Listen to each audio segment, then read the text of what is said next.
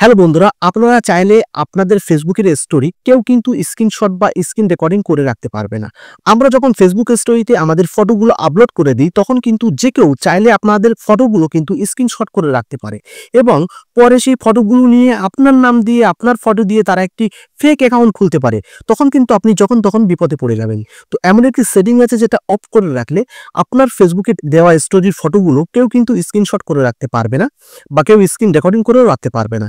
কিসের সেটিং আমি দেখিয়ে দেবো। তার আগে একটি কথা বলে রাখি, এরকম ইম্পর্টেন্ট ভিডিও পেতে আমার ফেসবুক আইডিতে অবশ্যই কিন্তু ফলো দিয়ে রাখবেন এবং যারা ইউটিউব থেকে দেখছেন তারা কিন্তু সাবস্ক্রাইব করে পাশে বেল আইকনটি বাজিয়ে রাখবেন এরকম নতুন নতুন ভিডিও সবার আগে পাওয়ার জন্য। তো চলুন ভিডিওটি শুরু করা যাক।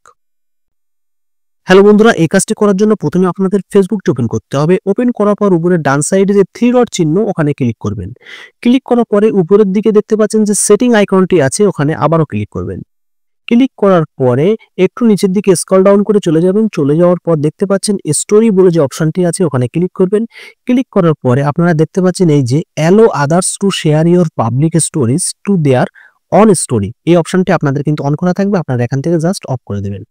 তারপর নিচের দিকে দেখতে পাচ্ছেন allow people to share your story if you mention them, ওটাও কিন্তু আপনাদের অন করা থাকবে, ওটাও আপনারা এখান থেকে অফ করে দেবেন। ব্যাস, আপনাদের কাজটা কিন্তু এখানেই শেষ। এবার থেকে আপনার স্টোরি কেউ কিন্তু স্ক্রিনশট করে রাখতে পারবে না। তো ভিডিওটি কেমন লাগলো অবশ্যই কিন্তু কমেন্ট করে জানাবেন এবং ভিডিওটি শেয়ার করে দেবেন যাতে অন্যরাও কিন্তু শিখতে পারে। Thank you.